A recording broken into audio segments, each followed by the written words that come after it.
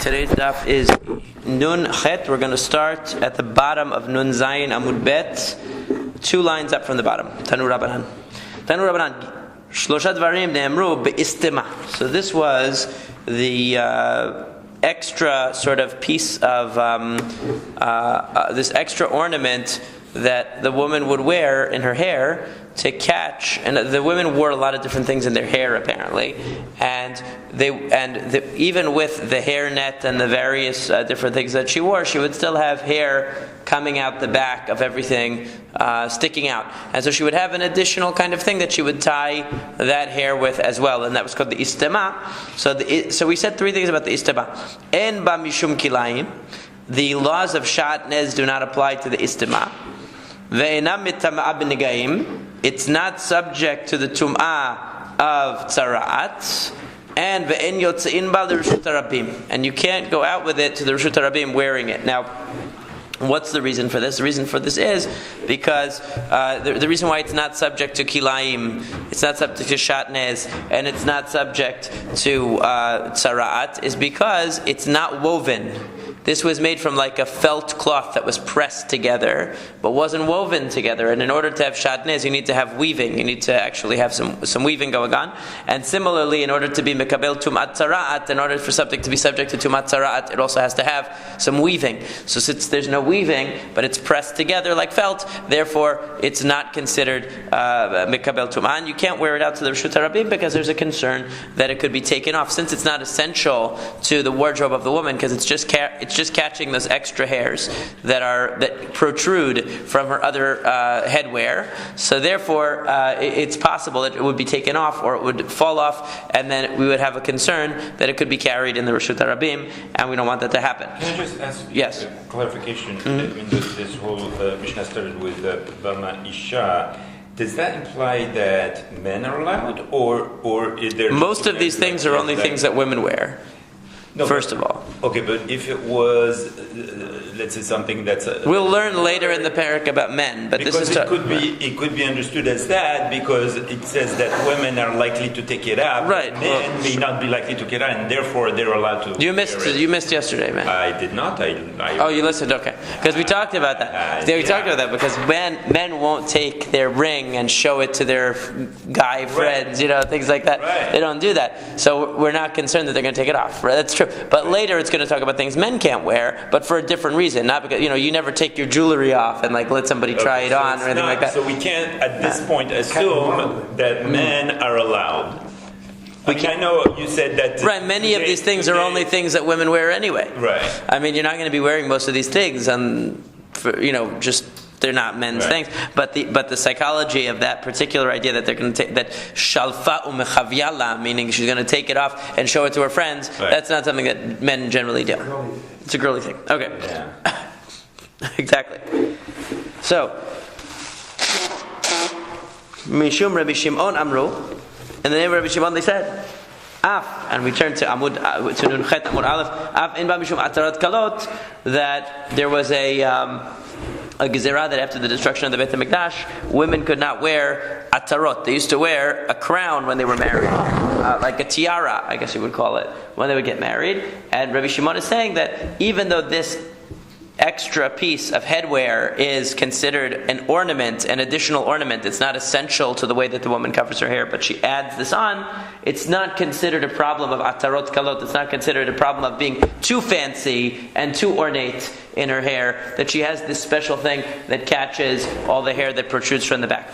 Now, Ushmuel Amar Shmuel says, now this was so far the interpretation that kavul in our Mishnah is talking about the woolly cap that the woman would wear under her hairnet. Okay, but now Shmuel comes along and says, no, that's not what the kavul is. Shmuel Amar kavla de avdatinan. Actually, kavul in the Mishnah is not talking about the woolly cap that the woman would wear, but it's actually talking about the kavla de avdat. It's actually talking about the badge that a slave would wear or a maidservant would wear to show where they belonged. Okay, and he says, but the Gemara says, how could Shmuel say? In other words, the Mishnah tells us that it's prohibited to wear the kavul in the Reshut Harabim. So Shmuel is saying that the kavul is what the slave wears, the badge that the slave wears. So how could Shmuel now say? How could Shmuel interpret the Mishnah that way? Shmuel himself said that as long as the badge is being worn around the neck, it's okay. It's only when the badge is attached to the garment that it's not okay. But our Mishnah doesn't make that qualification. Our Mishnah just says it's never okay. So how could Shmuel interpret it in that way? You're lucky. Yeah. All right. So lo kasha, no problem. There's a difference. If the slave made his own badge because he wants to show off, because he works for somebody, a big shot, and he wants to show how important he is, so he made the badge. So there, we're not concerned, because if it falls off, okay. In other words, no, the other way around. Sorry. There we are concerned if he made it himself, because he might take it off because it's his. Okay? So therefore we're concerned that he might take it off. He's only wearing it for his own convenience. But when he's wearing the badge that his master made for him, so now he's going to be afraid to take it off. Right? He's never going to want to take it off, because if he takes it off, he's going to get in big trouble with home base. So he doesn't take it off because it's something that his adon, that his master made for him. But if he made it for himself, if it's something that's his own personal badge that he designed, so then we're concerned that he may take it off and carry it on Shabbat, and that would be a problem. Okay, but Mayo Kimta, so what are you saying? Lahad Shmuel, what are you saying that Shmuel's talking about? David Le Rabbe. That where did Shmuel say it's okay for the slave to wear his badge when the master made it? Okay, so then the question is, so then why does he distinguish between where the badge is attached to the garment and where it's attached to the neck? They should be the same. He won't take it off. Answer, the problem is like this, that maybe the badge is going to fall off. In other words, if it's around his neck, it falls off. But if it's something attached to his clothing and it falls off, so what might he do? He might fold his garment, fold his cloak around his shoulders to cover up so that it's not seen where it's missing. In other words, he doesn't want because the master made him wear it, he doesn't want the master to see that he's not wearing it, so he's going to fold his garment, and instead of actually wearing the cloak, he's going to be carrying it, because he's not going to be wearing it in the normal way. So we can be concerned about him carrying the badge sometimes. Here we're not concerned about him carrying the badge. We're concerned that he's going to fold up the garment and wrap it around his neck like this in order to cover up the missing badge that was originally on the garment. So we don't want him to do that. So that's why if it's on the garment, he can't wear it. If it's around his neck, he can. If he made it himself, everybody agrees he can't. That's what Shmuel says so far. So now we say, and what's the proof that this is a valid distinction? Kid Rav Yitzchak Bar Yosef, like Rav Yitzchak Bar Yosef said. That Rav Yitzchak Bar Yosef, because Rav Yitzchak Bar Yosef said, Rabbi Yochanan said, Ayotzeh v'talit mikupelet umunach ad lo al kitefav b'Shabbat chayav chatat. That if a person goes out with a talit mikupelet, in other words, he folds the talit and he puts it around his shoulders on Shabbat, he is chayav chatat. That's considered carrying. So, for instance, you see many times the people, they take the talit and they put it like instead of wearing the talit wrapped on their body like a cloak, they fold it and they put it around their neck. But what's the problem? Have you seen people do that? Yes. Okay, so that's not considered wearing it in the normal way, because the normal way of wearing it is wearing it as What's the problem there? carrying. Because you're not wearing it in the normal way. But if you do it the normal way and there is no Then there's no problem. You're allowed to wear clothes. It's like clothes. It's clothes. Yeah, it's clothes. Yeah. So it's only when you fold it around and you're carrying it in a folded way, like a scarf. So now you're not really wearing it in the normal way. You're really carrying it, and that wouldn't be allowed. So we're concerned. Would you be allowed to use do it that as a scarf if it's cold? Let's say you're well covered here, but you're cold in here. Would you be allowed to wrap? Oh, you mean could you wrap yourself in a talit that's not made for that as a scarf? As a scarf. I suppose so, because it seems like what it means is when you're just what it means is like, you know how those like preppy guys tie a sweater around their waist or something like that. That's what they're talking about. Where right. It's not serving any function of clothing. It's just the style. It's just that they don't want to wear the sweater right now, and they want to take it along with them. Right? Yeah, so that's what they're talking about, talit mikupela. But if you're actually using it as clothing, it would seem that would be. It would seem that be okay. So v'chihad amar leShmuel Rav Chanina bar Shela, like what Shmuel said to Rav Chanina bar Shela, kulo Rabbanan deveresh galuta lo lepku besar bale chatime.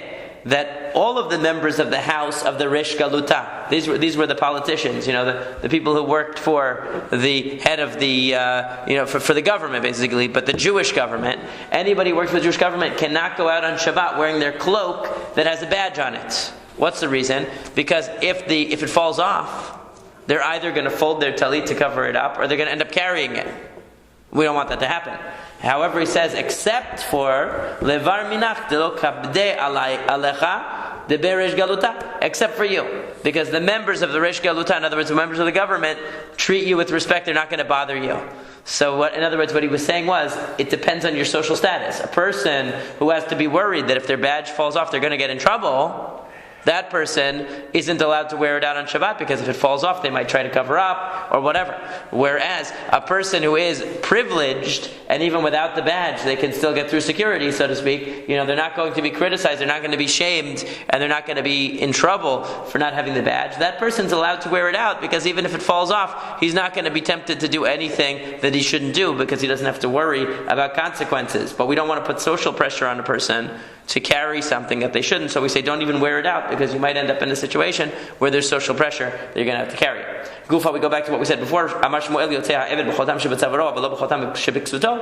Shmuel had made a distinction between an eved who goes out, a servant who goes out with a badge around his neck versus a badge on his shirt. A badge on his shirt is not allowed. Tani Rabbi Achi, we learned in a Braita similarly. Ha'eved b'chotam shebetzavaro, aval lo b'chotam shebeksuto. That an eved, a slave can go out with a badge that's around his neck, but not on his shirt. Or reminu, but we raised an objection to this. Lo yetzeh ha'eved b'chotam shebetzavaro, ve'lo b'chotam shebeksuto. It says in a Braita that the eved cannot go out with any badge, not around his neck and not attached to his shirt. So that's a contradiction. And it says, furthermore, and neither a badge that's attached to his shirt nor a badge that's around his neck is mikabel tum'ah, can become tameh. We'll see why. And he can't go out with a bell around his neck, but he can go out with a bell on his shirt. And both types of bells are subject to tum'ah. Okay, so first we had the halacha that when it comes to badges, none are allowed and none are mikabel tumah.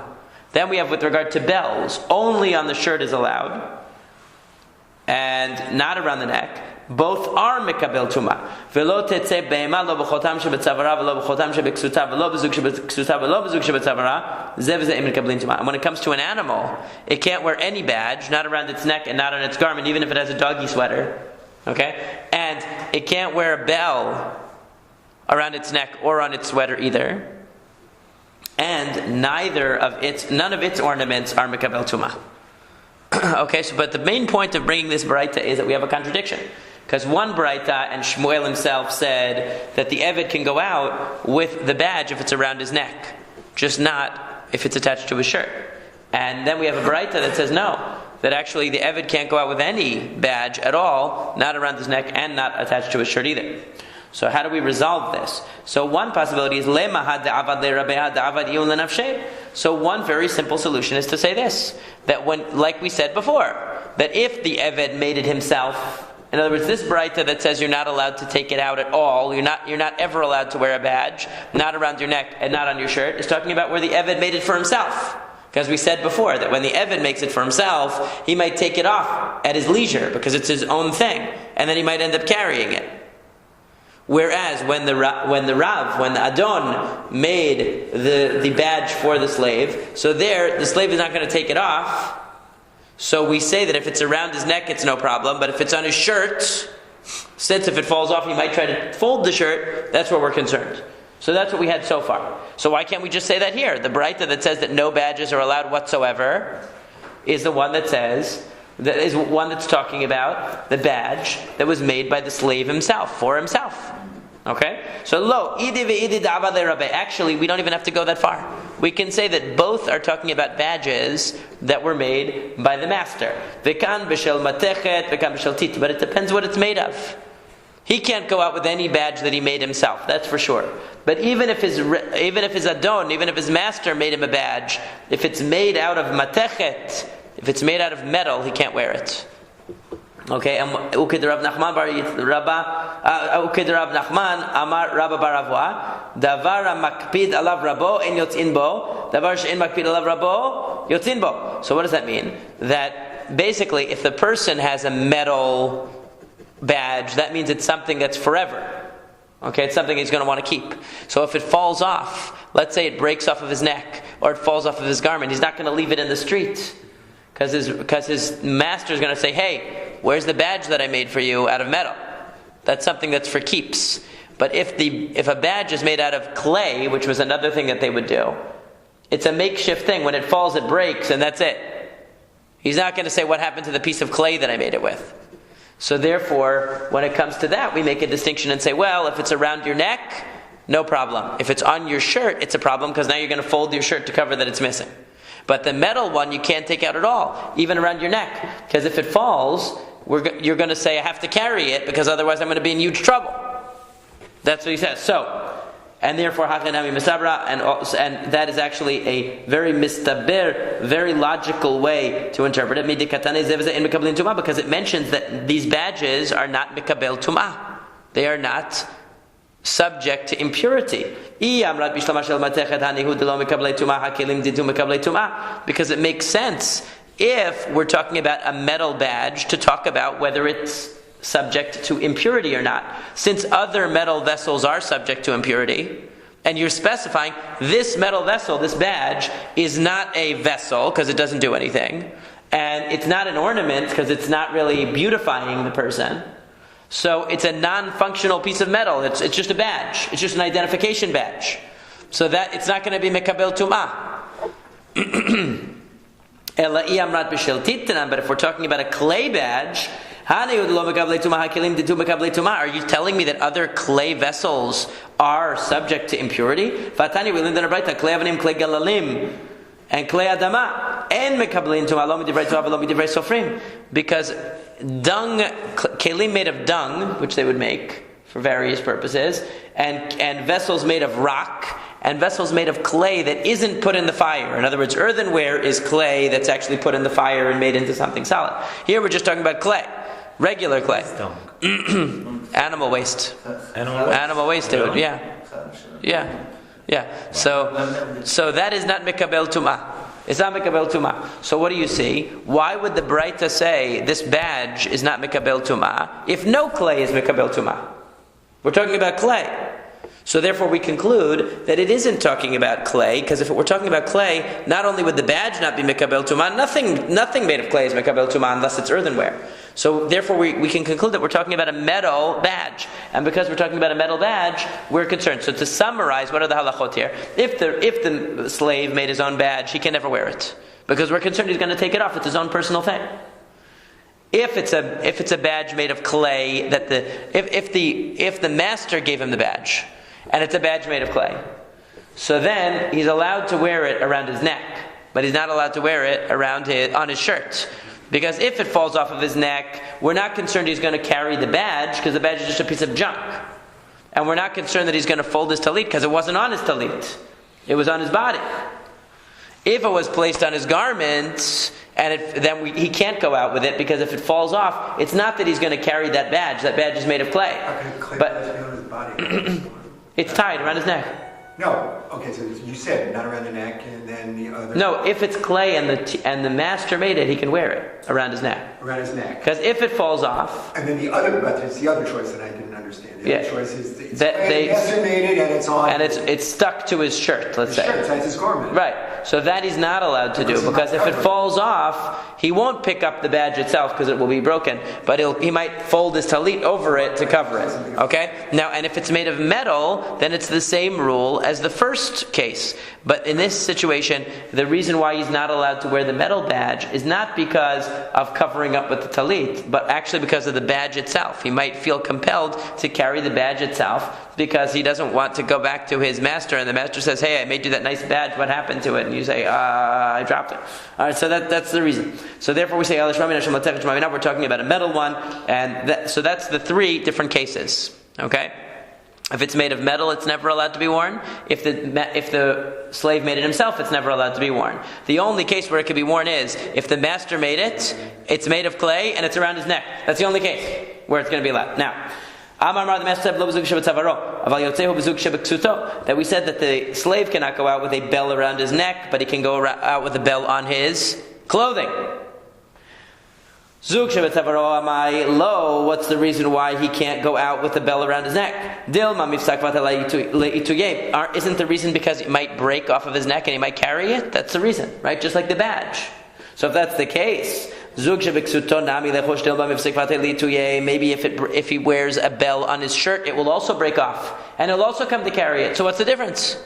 If we're concerned about the bell falling and he's going to carry it in his hand instead of wear it, what difference does it make whether it was around his neck or it was on his shirt? But why is it permitted for him to carry it around his neck? It's not.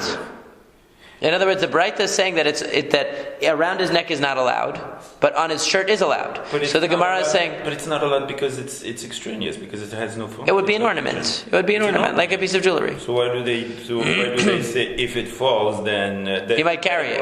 Then plus that if that... That's the question. In other words, that's the question. Because the Braita said that around his neck is not allowed. Right. But on his shirt he's allowed. Right, but the bell. Why go through the... So the Gemara is saying, well, what's the distinction between shirt and around neck? Oh. So because if you're telling me that the reason he can't wear it around his neck is because he might carry it if it falls off, the same rule would apply to the shirt. In other words, they're trying to understand why is a distinction being made here between around the neck and on the shirt. And he wouldn't be subject to covering it up. I mean, he wouldn't be tempted to cover it up because it's not the same kind of issue of... Well, we don't know. Let's see. So he says, so he says, what are we talking about here? The answer is that, or mumcha actually, that the micha be mumcha, that a person who's an expert tied it on. In other words, it was made a part of the garment. If he's wearing it around his neck, you're right. We would be concerned that it could fall off and he might carry it. If it's on his shirt, we could be concerned that the bell is going to fall off and he also might carry it. But if it was actually sewn into the garment, like sometimes you see those shirts that usually it's not men's shirts, but the women have like, different ornaments sewn in as part of the shirt itself. So there, it would be okay because we're not concerned that it's going to become detached in that case. Okay, like Rav Huna, the son of Rabbi Yoshua said. The Amar Rav Huna Rav Yoshua, Kol Shu Arug Lo Gazru. We said anything which is woven in, we don't make a gezerah. In other words, it's considered one entity. We don't say you can't wear that shirt because it has a bell woven into it. If the bell is extraneous and you attach it, then we have to be worried that it's going to fall off and you're going to carry it. But if the bell is a part of the garment itself because it was woven together, now it's going to be allowed. Well, that's why a loose bite is a problem. Like if it could be. A loose bite, yeah, it could be. That's a problem. Could be a problem. Yeah. Right. So Amar the master said, that we said that an animal can't go out with anything. Not a badge around its neck, not a badge on its clothing, not a bell around its neck, not a bell on its clothing. And none of these are mikabel tumah, not its bell and not its badge. So now the Gemara asks, Uraminhu v'zug de behema in mikablin tumah, and you're telling me that the bell of an animal is not subject to tumah? Why not? Uraminhu, we raise an objection. Zug shel behema tme'ah. It says that a bell of an animal could be mikabel tumah v'shel delet tehora, but the bell of a door, in other words, you have a bell attached to the door to ring. They didn't have the electric bell we have now, but whatever ring to knock it to ring, that is not mikabel tumah. The reason is because it's not part of a kli. It's considered attached to the ground because it's attached to the house. Your house is not mikabel tumah normally, okay? Because it's attached to the ground. So the bell that's attached to the door is attached to the ground. It's not considered a vessel that's portable. How's it subject to tzara'at? Only to tzara'at. Yeah, that's an exception to the rule. But generally, like if a dead body goes in the house doesn't become tameh. Only and the house itself can only become tameh when the wall becomes tzara'at, infected, so to speak. But any other tumah, they don't differentiate. It's in any kind of tumah. Right, but any other kind of let's say a dead body goes in the house, it's not going to make the house tameh. Right. Because the house is impervious to tumah in that sense. Shel delet v'asa'ol behema. Let's say you take the bell that was attached to the door and you make it for your animal's bell. So then, now it will become subject to tumah now because it's no longer attached to the house. But but if you take your animal bell and you hook it on to the door, even though you attached it and you nailed it onto the house, still tameh. It's not going to lose its status. In other words, since it was originally an animal bell and therefore it was subject to tum'ah, and now you attach it to the door, you can't remove the status that it had. Shekol hakelim yoredin lidei tumatan b'machashava. Because any vessel that once it becomes mekabel tum'ah, it doesn't lose that status very easily. In other words, you can't simply fix it by attaching it to the door without fundamentally changing the kli in some way. The vessel has to be fundamentally changed in some way in order to change its status. But if it's simply the same kli, it's the same vessel that was subject to tum'ah, and now you attached it to the door, that's not going to prevent it from receiving tum'ah. Not only if it's already tameh will it not purify it, but it will still be subject to tum'ah if it was originally an animal bell. So, but the problem here, the main problem is that here we're clearly operating with an assumption, or actually it's a statement, that the animal bell is a vessel, and therefore it's mekabel tumah. And just before you told me, we just quoted a braita before that said that the bell of an animal is not mekabel tumah. So what's going on here? So the answer is la kasher, no problem. Hadid le'inbal, hadid le'inbal. It depends. There's a little clapper thing inside the bell that makes a sound. You remove that, but it's called the ringer, I guess. Okay, or the clapper, or the ringer, whatever. You remove that, so what happens? It doesn't make any sound anymore. It's just a nice decorative bell, right? But it's not functional anymore. So if that's removed, so in the first case where it says that the bell is not subject to impurity, it's talking about a bell that doesn't have the ability to produce sound. There's a little clapper inside was removed. Whereas when we say it is subject to impurity, we're talking about a complete one that's functional. Ilav manahu. Oh, I'm sorry, I skipped. Manavshach, what are you telling me? You're telling me that, either this is a vessel or not. Is that little piece inside going to make a difference between whether this bell is considered a vessel or not? Yes, it is. Like Rabbi Shmuel bar Nachmani says, Amar Rabbi Yonatan, in the name of Rabbi Yonatan. Amar Rabbi Shmuel bar Nachmani, Amar Rabbi Yonatan, because Rabbi Shmuel bar Nachmani said that Rabbi Yonatan said,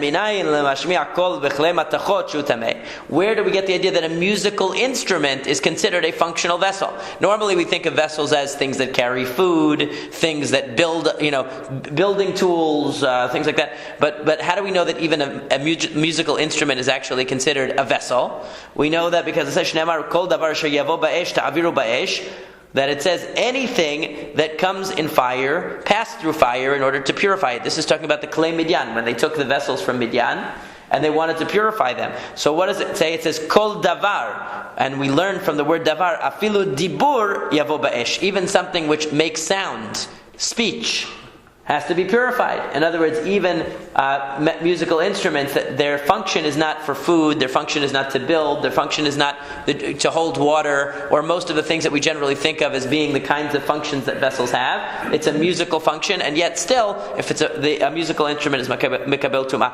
B'mai okimta, so what are you telling me? You're telling me that the original braita that we had that said that an animal's bell is not mikabel tumah is talking about where it doesn't have a clapper in the bell and therefore doesn't make sound. What about the second case in that braita?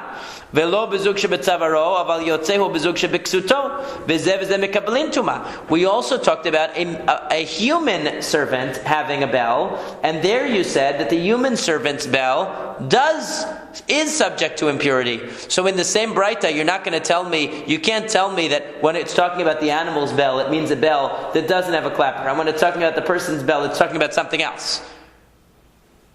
Okay, it can't be. So why then is the animal's bell not subject to impurity because it doesn't have a clapper, but the human bell is subject to impurity, even though we have to assume we're talking about the same kind of bell, and therefore we're talking about a bell that doesn't make sound. So, if it doesn't have any clapper inside to make a sound, okay, should it really be subject to tum'ah? Or we'll raise an objection to that. How it says zagin lemachteshet v'la'arisa. If a person makes a bell for the machteshet, because remember it says a person should say hadek hetev hetef hadek when he's pounding the bisamim to keep the beat. So they would have a bell, ding, ding, ding, ding, to keep you with the right beat as you're pounding those bisamim. It's supposed to be more effective. You made for your baby's crib a little bell. Or you made for the Sefer Torah covers, you make bells on those. Or for things that the children would hang around themselves, they would have bells on themselves. So in any of these cases, if it has a clapper to make a sound, the bell is functional, it makes a sound, so then it's subject to impurity. And if it touches a dead body or it touches any other source of impurity, it will become impure. But if it doesn't function,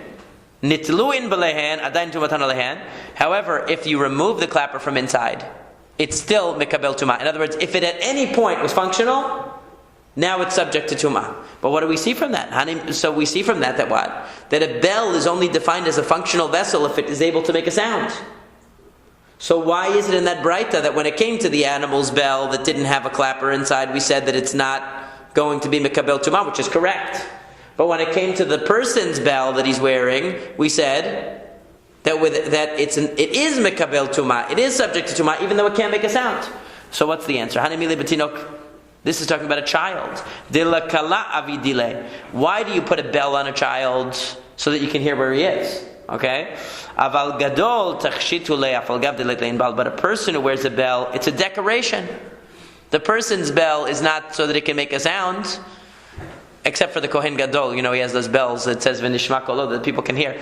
But a regular person who has a bell, let's say, on their shirt or a bell around their neck, it's a decoration. It's not to make sound. He doesn't want everywhere he walks for there to be ding, ding, ding all the time. So since it's a tachshit, its function, in other words, is defined in terms of it being an ornament, not in terms of it being a bell. The fact that it's shaped like a bell is just part of the design.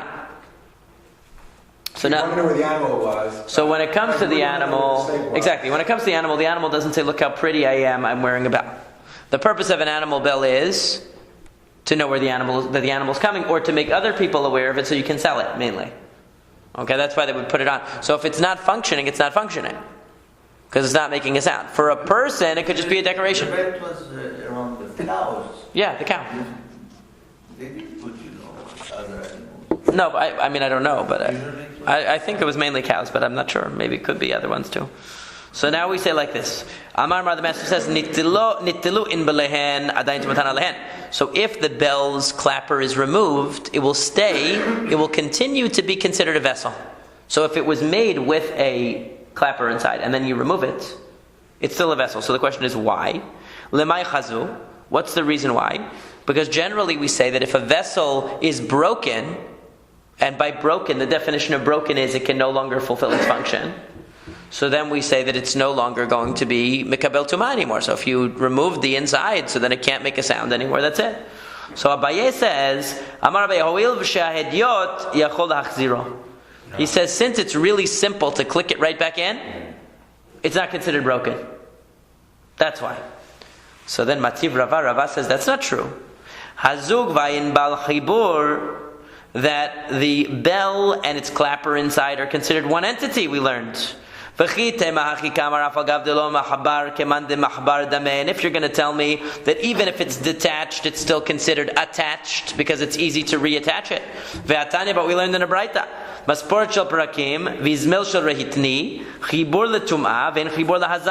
We said just a few dapim ago, remember? The scissors that detach, right? The detachable scissors, where one piece can separate from the other and you reattach it. So we said that when it comes to tum'ah, if one part of it touches the tum'ah and the other doesn't, we extend the tum'ah to the whole thing. But when it comes to purification, the purification has to be done to each part separately. And what did we say? That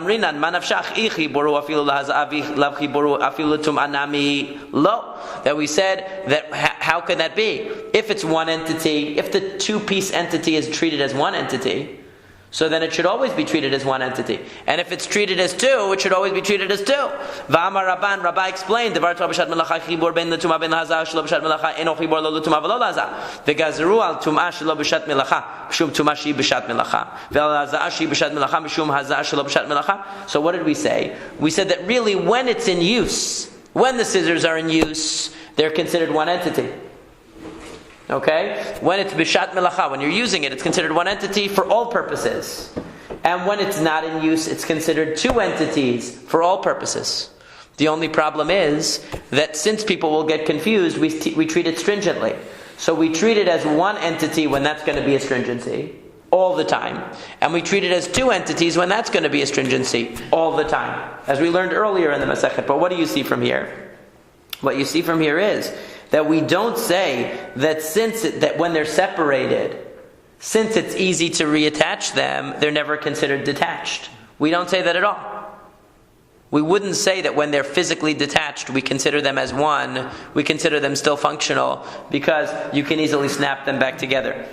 Rather, we consider it to be, when it's separate, when it's broken, to be two separate things, and that it shouldn't be treated any differently. Ela Amar Rava, rather, Rava says, what is the reason why, when you remove the clapper from inside the bell, it's still mekabel tumah? Ho'il v'ra'oi lehakisho al gabe cheres. The reason is that since you can still use it to bang on something else. In other words, what's the original function of the bell? To make a sound.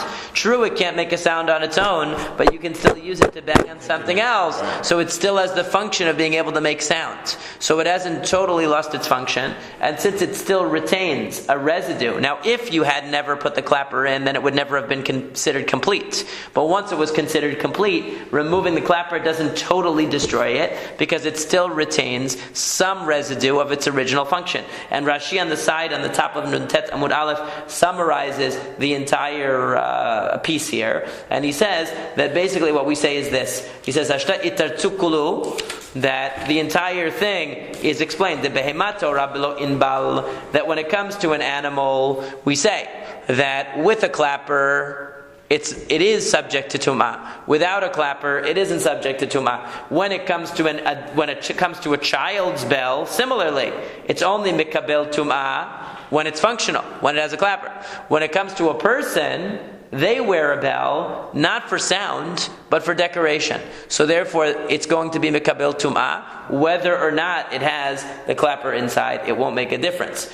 And if a bell never had it, and even in a case where having a clapper is a prerequisite for it to be mikabel tumah, such as the child's bell, or such as the bell of the animal, as long as at one point it had the clapper inside, even if it becomes detached, since it retains some level of function, we say that the person, that the functionality of the vessel has not been totally destroyed. It's still able to be used for music making on some level, because you could bang it against something else, and therefore it's not going to lose its functionality, it's not going to lose its status as a vessel. In fact, the analogy is that if you have a bowl, for instance, if the bowl has a hole in it, that doesn't automatically mean it's not considered a functional bowl anymore, because you could still put certain things in it. Let's say you couldn't put liquids, but let's say you could put grapes in it. But if the hole is so big that a pomegranate would fall through, so now it's fully broken. So Rashi says in the same way, if you break the inbal off, if you break that little clapper off, you could say, okay, it doesn't function at the same level, but it still could have some function, and therefore we can't say that the vessel is totally destroyed. Have a great day.